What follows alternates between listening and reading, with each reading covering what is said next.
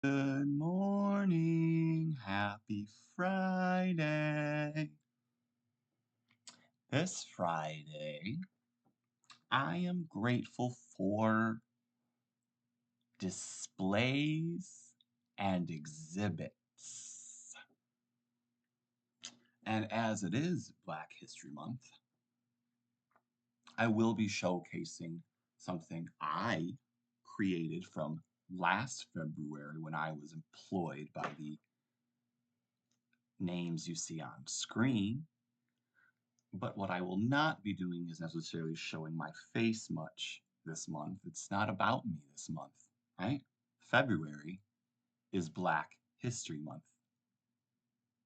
And while this article says by anonymous, I promise you I published this blog post for this institution before. Again, I'll remind you, they fired me for going to HR about my lunch repeatedly getting stolen. And while I kept slowly incrementing my way of protecting my lunch by changing where I located it, by asking for a locked drawer provided in my office, etc., when I went to HR about my lunches continuously being stolen, I was called insubordinate, and that's how they fired me. Anyway, enough about me. This is Black History Month, and I'm certainly not the only person who's ever been fired, and I know that many more black people have been fired than white people in America. But let's get to 2025, last year's Black History Month. I was helping create a series of displays for the library you see on screen. And I will not read for you, but last year's theme was all about African Americans and labor.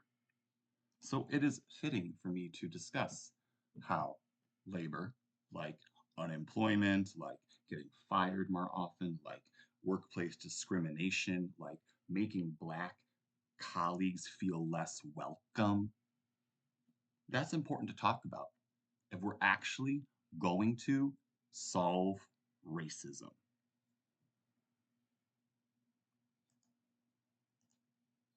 I love, as a librarian, to create displays and exhibits.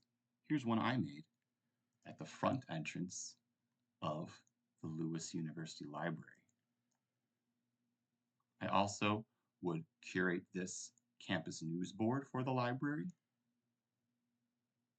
By the way, for anyone who's curating those boards still, these types of research aren't real. They're just put up there to trap students, so please watch out for that.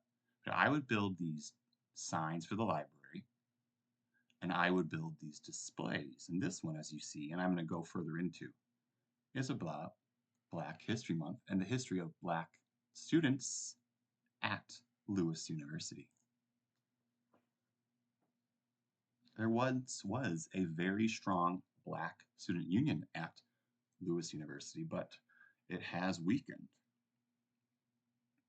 Last February in 2025, the author Victor Luckerson was invited to speak about his recently published at that time book, Built from the Fire. So you're going to hear about that during this YouTube video. Please check out this author. I was going to have a chance to meet him, except for a snowstorm which closed the school on the day of his visit, so I didn't actually get a chance to meet him. There are other links in here that you will only be able to get to if you are a Lewis University student and are signed in. So I don't have the ability to show those anymore as I don't have credentials any longer at Lewis University. This was another exhibit area. This desk, supposedly according to Andrew Lenahan, the current director of the Lewis University Library, or at least who was last year, is supposedly the desk of Frank Lewis, the namesake of the Lewis University School. And this bulletin board, which is very poorly maintained, you can look at the crease right here, was given to me to, it was like nothing was on it. And they were like, here, make this for our displays. So this was the first exhibit or display I was asked to make. We were, very low budget. I was given very little money to work with. I asked for things sometimes from budgeting, but like they weren't approved. Like one time I asked for flavored beverages that weren't warm. So students didn't always have to have just coffee or tea. And they're like, that's not going to fit the budget. And I was like, dude, it's $5. So anyway, I'll get further into this, but these are pages from different books, Blackbirds in the Sky and Unspeakable, along with other things I found online.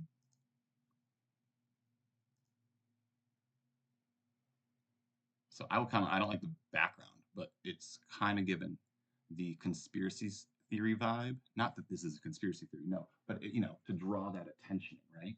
This is 2025, we're still stuck in that like conspiracy theories are cool mindset. So, as a librarian, you think about this stuff. How do you draw people in, right? This is another book display I made. Again, it was about Black History Month last year was about labor in the African American community. So I would curate these book displays. If people wanted to act, there was a big push there at ACLU for reparations for slavery last year, so that was available. These trifolds I'll show you are book recommendation lists that are beyond what's available here.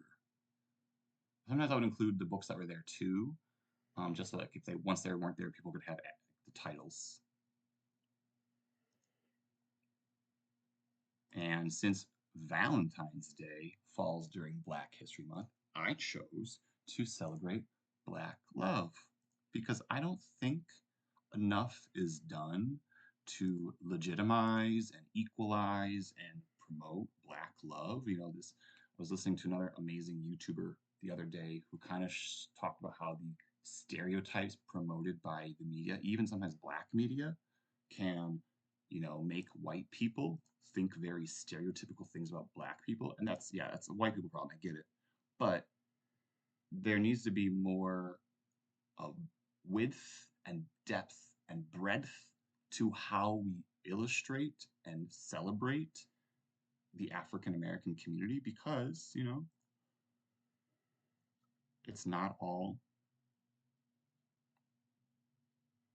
about, rap and hip hop in the inner city. I'm going to go through these photos that I took. Again, these are photos I took from my phone, a way to help verify to you that despite this being anonymized, look at that, anonymous. Danny Wadelski's writing the new blog posts now. And I'm pretty sure the library that was hired before me, Alex DeGraff, her name is still on the blog post she wrote. And Danny Wadelski's names are on the blog post she wrote. But my name, a gay Jewish librarian who was fired from this university, had my name removed from my blog post. So I'm adding that. Again, this is Black History Month. Forgive me. I'm not trying to make the spotlight on me. But I'm just saying, this stuff's real. And if we don't deal with it, it's going to happen to you too, probably.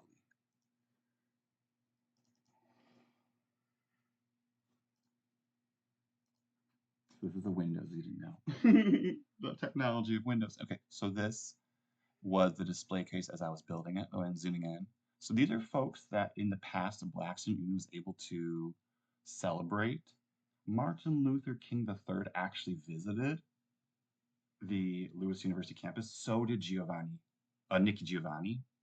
Obviously, that's Cecily Tyson, that's Alex Haley, that's Maya Angelou, and that's Oprah Winfrey before she was a TV anchor. This is all about the Black student. This whole thing was all these were created by the Black Student Union at Lewis University, as was this. This is the yearbook.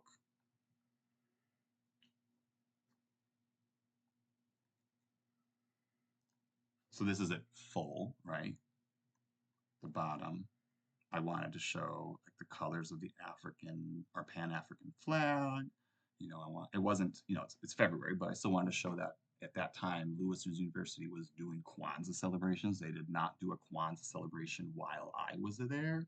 So, things have changed since the past of Lewis University. And now, like they used to have, what was it? here, kickoff. Like they'd have like the VSU would run the kickoff for the beginning of the year, and they'd have like a dance on the quad. That's not what it's called, but like that whole concept. Like that's cool. And like when I was talking to some of the black students at Lewis University, like yeah, we don't do anything like that anymore. I was like, that's such a shame. So I feel like for me, highlighting this past, like in 1979, the Black Student Union at Lewis University was super powerful. Look at that. Like these are Nikki Giovanni visited Lewis University and received an award there from the Black Student Union and their professors there. Like, hello, you're not doing enough, Lewis University, for your black students. Another photo, again, different quality, different lighting. This is daylight. I often would set up at night when the students were barely there.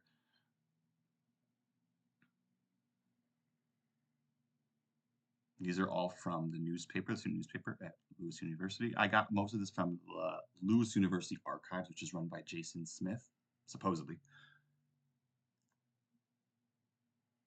Look at that. Flashback to the 70s, old school jam. Like, that's the coolest sounding thing in the world. You know what I mean? Like, I want to go to that. I'm not like that. But I'm saying when I was at college, that would have been like, I would have been there. You know what I mean? Like, who, a black heritage? Like, look at this. This is cool. But yeah, they're not doing this anymore. So of course, I had to put Lift Every Voice and Sing, which you didn't know is the Black National Anthem. You know.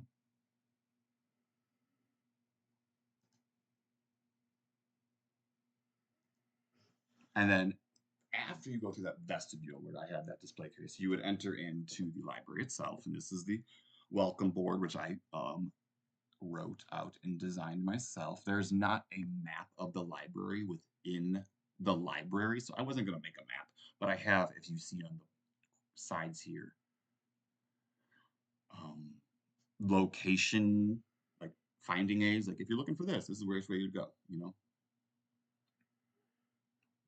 There were buttons and magnets I would create every month, and these ones were all Black History Month themed.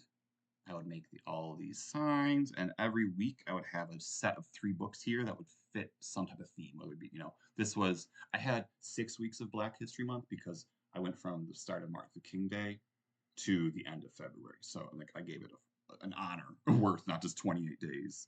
Goodness gracious. So that's one of my little links. I'll put these everywhere, like all the events that the library was hosting or co-sponsoring. Again, if you've not read this quotation from the Dr. Rev, an individual has not started living until he can rise above the narrow confines of his individualistic concerns to the broader concerns of all humanity. Amen. We had a graphic novel section. If you were to walk directly like forward from, let's see if I put it on the bulletin board. I don't mark it. But anyway, here's the graphic novel section.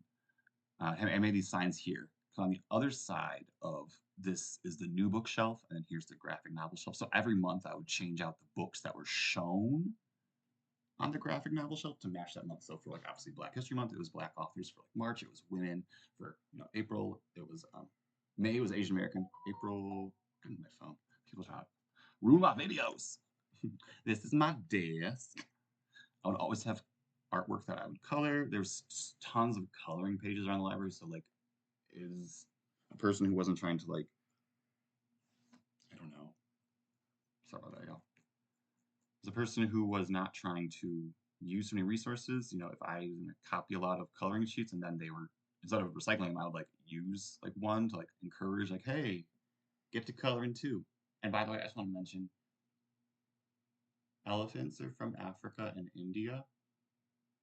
They should not represent the Republican Party. This is my desk. Look, that's Cookie. Cookie. If you've seen my other videos about Cookie, that was my representation of my husband, since my boss had told me not to put family photos at my desk. As I said, every week I would show 3 different books about a certain theme. So like I had the ones about Martin Luther King, then I had ones about Black students at white campuses.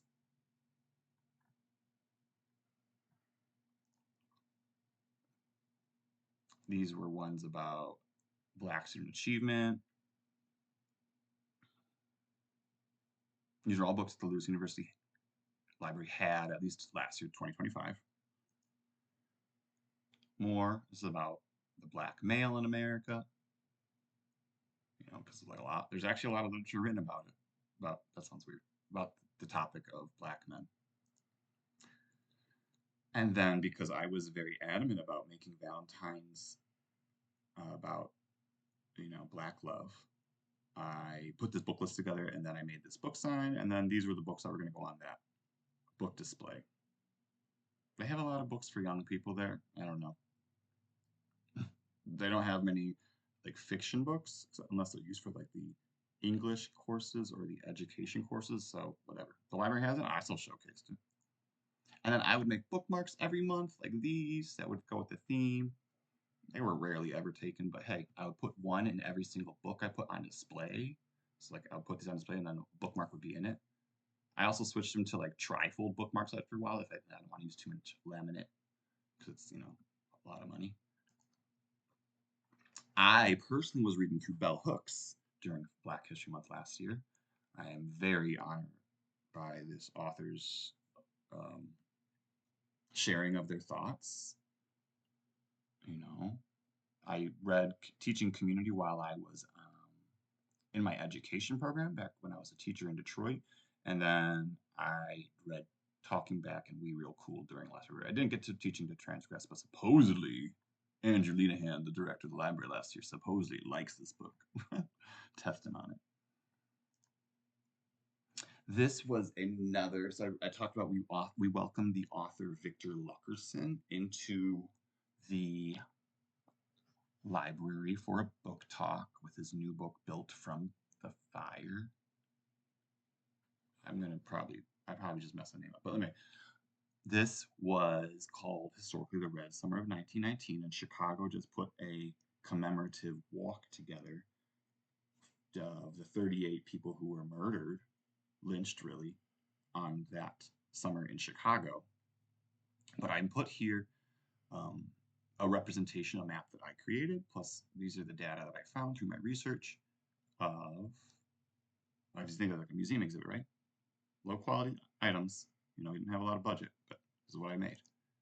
So this map again, I designed this map and I put us together. So there were more than 900 African Americans were lynched from the years of 1898 to 1921 that's been reported. There's 77 separate incidences of race-related rioting and massacres, and that led to the death of those 77 incidences shown on this map, led to the death of over 900 African Americans, and the forced moving because like the homes were burned down or they literally were kicked out of town. Like this happened in America. Like black people were literally kicked out of towns.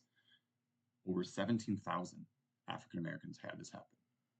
Not all of them were in the summer of 1919, but many of them were. Let's get into it. So it's a little deeper. Look into the map. I color coded it orange, red, and purple. Orange was before 1919.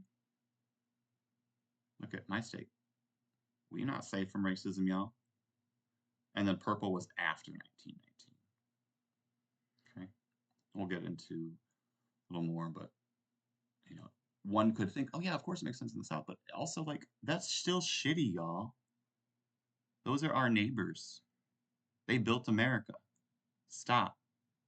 And then of course, you know, the East Coast thinks they're above racism, and they not. And Illinois thinks it's above racism, and it's not. But anyway, this was the research I did. I showed on the I'll show later where I got these 77. And I had to do a lot of more research to actually figure out what happened at each case. And sometimes it isn't clear, you know, so some of these I had to like, you know, put the best I could for these 77 incidences of race riots and massacres. So, you know, it's heavy stuff. This is our history, though. If we don't face it, we're going to repeat it. That's how it goes. That's how it goes. Sorry, that was too fast. I mean, you can pause and read, right? This one's a little blurry, sorry. not trying to like misinform.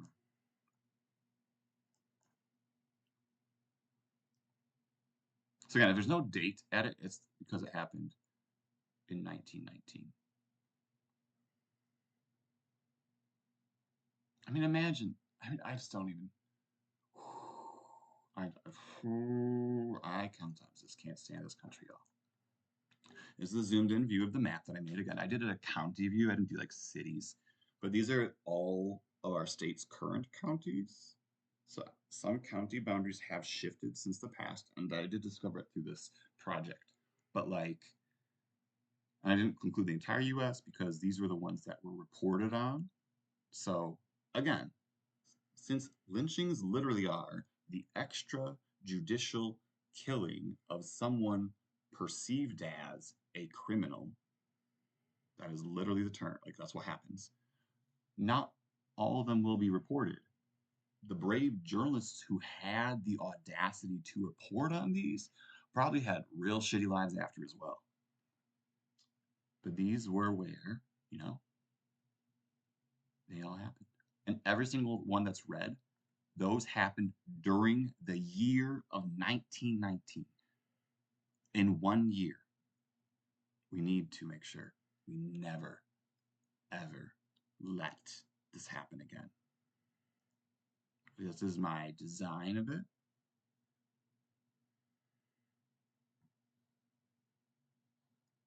That I printed out. The numbers will associate with the numbers on the key. I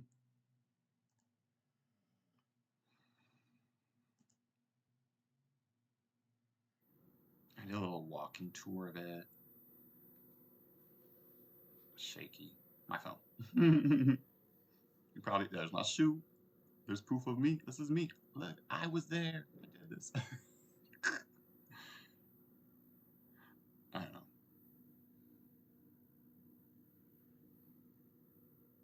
But anyway, let's just play. And these are longer videos, and I don't care. I used to be a teacher. I wanted to be a professor. Learning isn't about always the most exciting and riveting stuff. But also, if this stuff ain't seeming important to you, you don't need to subscribe to my channel.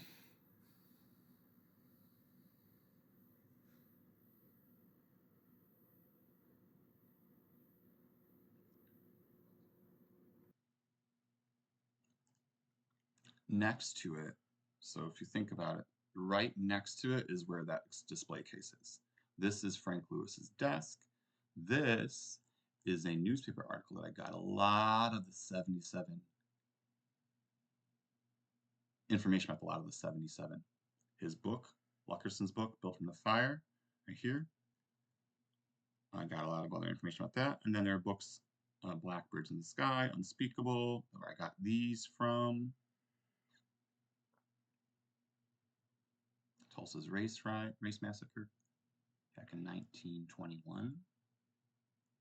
It's an outlier because it happened after 1919. It burned down the entire black neighborhood of Greenwood in Tulsa. So I go further in. These are quotations from people who survived it. These are from Blackbirds in the Sky. And then these are from both Unspeakable and Built from the Fire.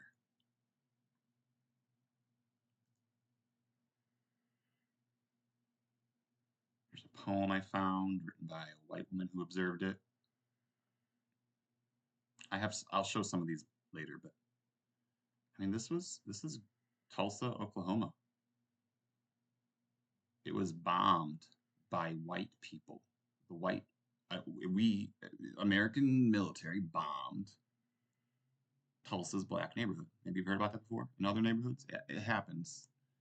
Here's better show of like the article from the New York Times, October 5th, 1919.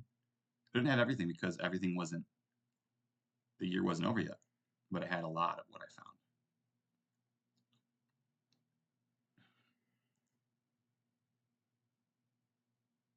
Another photo.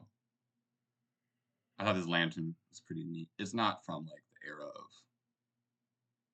the Civil War. I just thought it was, I don't know, shed some light, right, on some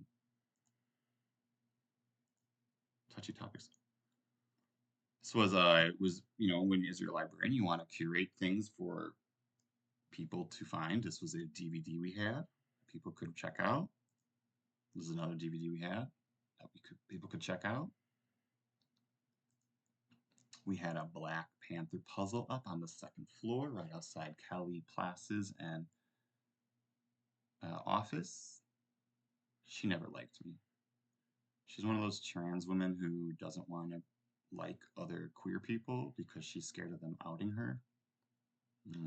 Her fault. Build allies. Don't be scared of your own kind. And zooming in, so there are documents I created that I want to share with you. Those rotating displays I had at the front of the table, they're not here. At the front of the table, I would, publish for all of my colleagues to know in advance. These were all usually accessible, these to my manager, that's Alex and Andrew Linehan, and most of the others like Hope and Danny and Megan and Alice and Ashley. Yeah. Anyway, I shared this with all of them usually. The books I was wanting to put out each week. And I did this for every single week that I was a librarian there. I had a quotation chosen that fit. Justice Warren was our first. No, that's Thurgood Marshall. He was a white justice who, thankfully, allowed black and white people to marry.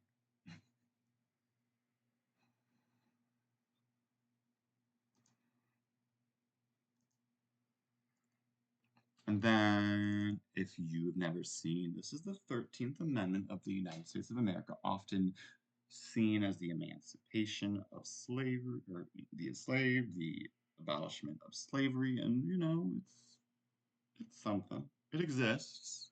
It's not very strong. It doesn't actually abolish all slavery. So people who are thought to be criminals are allowed to be enslaved. And guess what? It's really easy to call people criminal when you've got the guns and the badges and the authority and all that.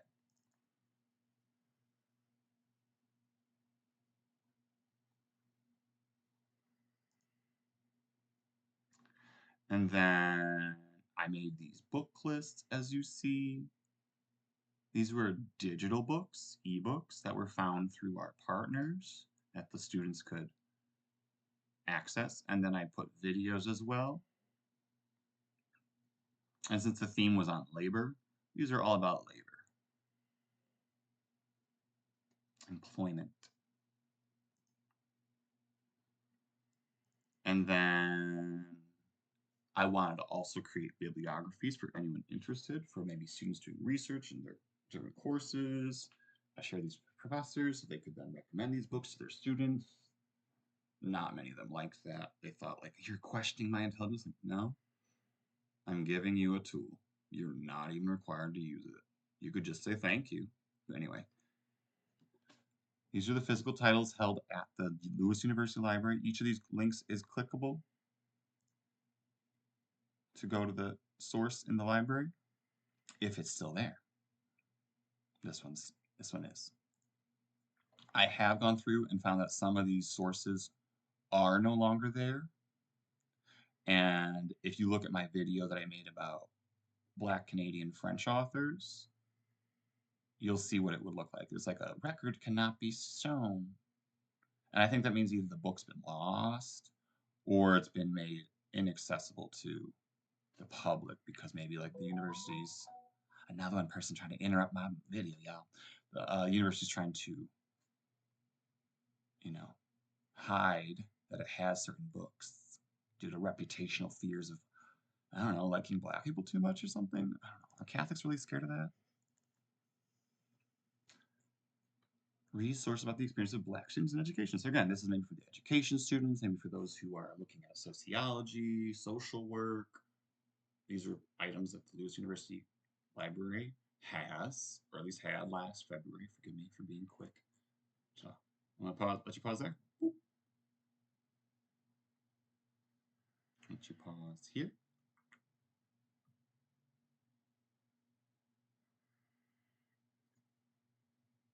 You know, if you're doing research, whether you're a student at Lewis or a student elsewhere, these books exist in other libraries, right? This is 10 pages, y'all.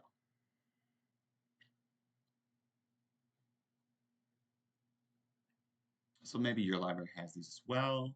There are ways you can look for books at your library through interlibrary loans that you could then like have it interlibrary loaned to you if you want one of these books. I just listened to the narrative of autobiography, the autobiography narrative life of Frederick Douglass. Is that what it's called? The title is a little bit long. The narrative of the life of Frederick Douglass, something like that. It was a lot.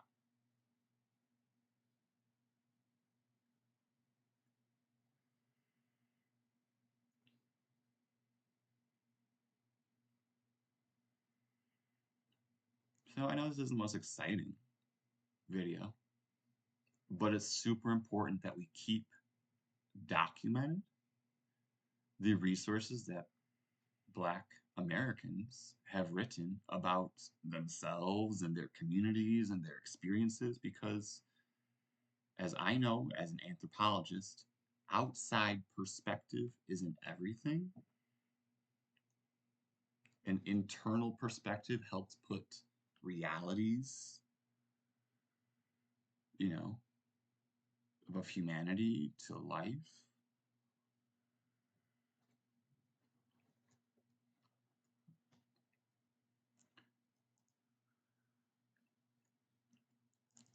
So as I told you, I did a whole thing about Black love, for, since Valentine's Day is part of Black History Month. So I wanted, these are ebooks. So maybe you're looking for like some romance this February that still celebrates African Americans. Not all these are maybe, some of them might be like people from like Britain or Africa. I don't fully know all the author's stories, but I curate these lists, maybe you don't know this, but librarians don't read every book in their library. They just like read enough to be able to recommend it to the person who might like it. That's kind of our job. We're like kind of like book salespeople without making money out of it. This was the list I put out. These are like the actual books I displayed. So these are books that the Lewis University Library should own still, unless they were stolen or, you know, withdrawn is the fancy word for thrown away. And Lewis University Library did admit that when they withdraw books, they put them in their recycling bin. Lewis University Library told me that. I mean, there are so many ways you can donate books to Native American reservations. You can donate books to prisons. You can donate books to other countries that don't have access to books. It's a Catholic university, goodness gracious. And they don't do any of that. They recycle the books that they withdraw.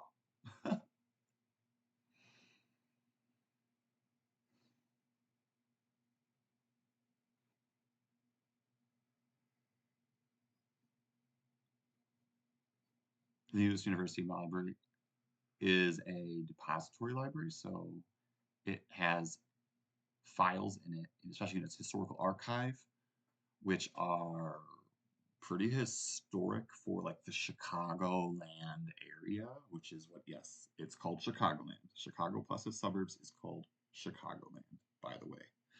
If you think it sounds silly, you're silly.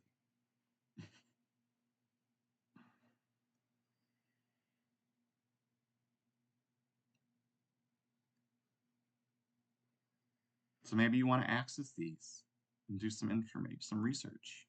If you're an alumni or a student, you can access them. Or if you have an interlibrary loan to you from maybe at your university, a lot of universities interlibrary loans between each other. In fact, Lewis University Library does more interlibrary loans than holds for its own professors and students. In fact, one time I tried to put a hold on an item for myself as a librarian in the library. They're like, oh, we don't do that.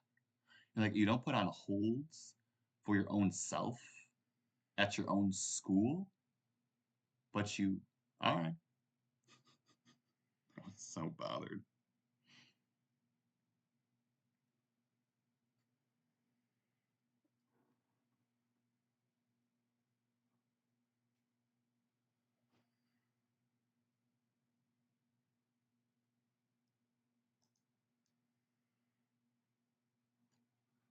And then this is how, this is kind of how I made all the words in my signs.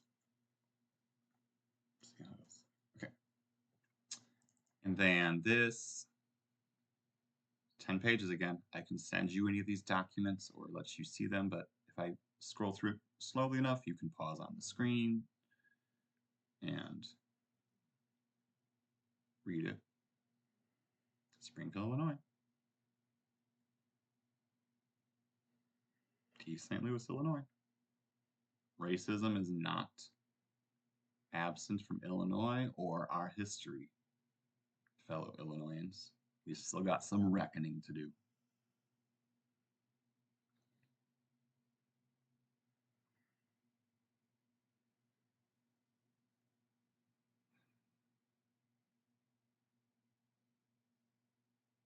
Some of them I get to name specifically because they were published about. Others, like, look, he wasn't even given a name. That's so disrespectful. Like, just in the modern context, like, people are talking about a convicted and now dead pedophile for years. And people don't even have the honor of naming Black people that they murdered. Like, please let that hit you.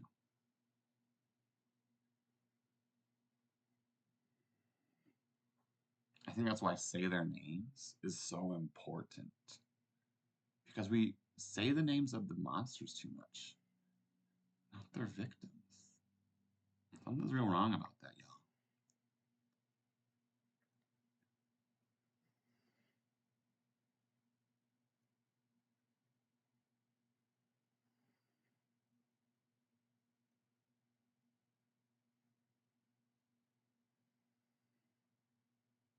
The ones that don't have a year in front of it, those are all during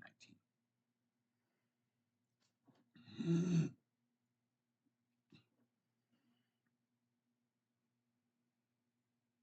Look at that. Lynching of a Black man. You can't have the honor. Oh, I get so enraged. This is why I can't be in politics, y'all. I get too mad.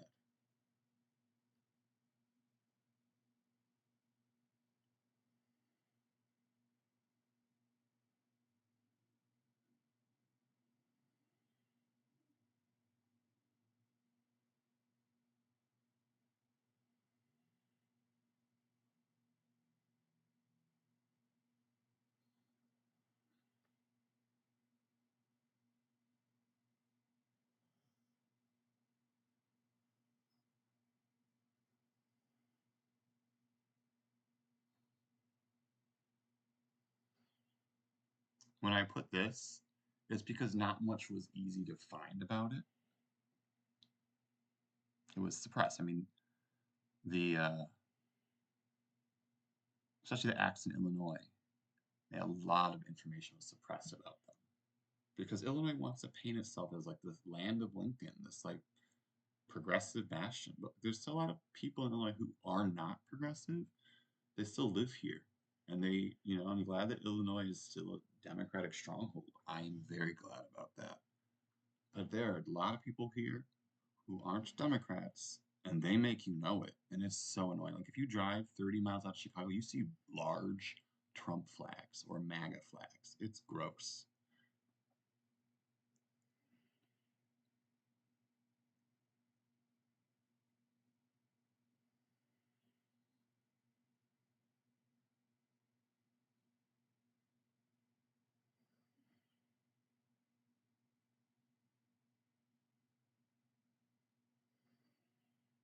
Maybe you see your county or your city and you want to investigate it more. Maybe there isn't a plaque or a commemoration in your city of this injustice. Maybe there isn't any education. Some of these do have those types of plaques put up and educational posts. As I said, Chicago just put a commemorative walk into the sidewalk of the 38 victims of the race riot of 1919 in Chicago.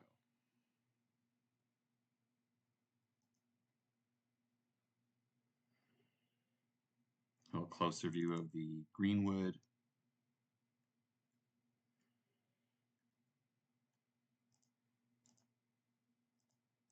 Before it was burnt down and reshaped. A lot of this is not how it looks anymore. And Victor Luckerson goes into great detail of how Tulsa was changed by the race riots. This was that poem I said was written by a white woman about the race riots. I didn't keep the name. It was Black History Month. I wasn't caring about that. Sorry, not sorry. And then if you wanted books from the Lewis University Library resources, these were the Tulsa Race Massacre. What did I just say? I don't know. These are the ones that are accessible through digital physical means, through the Lewis University Library.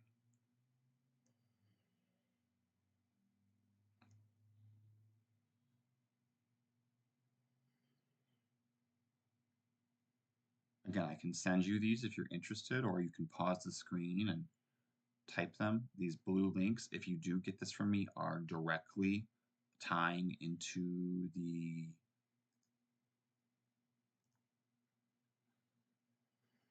theme of the Tulsa race massacre.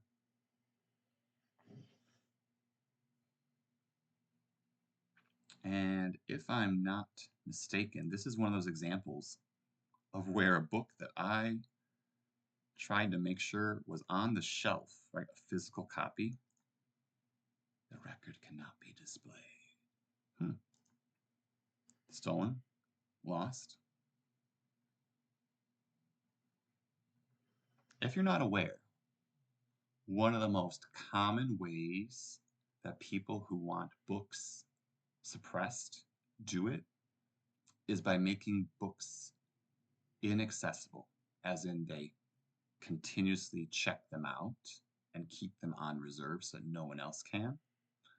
They put them in hard to reach, hard to find areas of libraries, or they have them get lost, which is why making book displays and book exhibits like these is so important. You don't see the books. You don't know they're there. And I was bringing this back home. White flight in the 1960s made Illinois what it is today. So this was net migration into Illinois. So there are areas that lost population, areas that gained population in the 60s, right? This was part of the research I was doing. I was hoping to share this too, but it didn't really fit the whole scope of what I was doing for Black History Month. But I did want to kind of hammer it home like, y'all, Illinois is not exempt from racism. We got to fight it here too.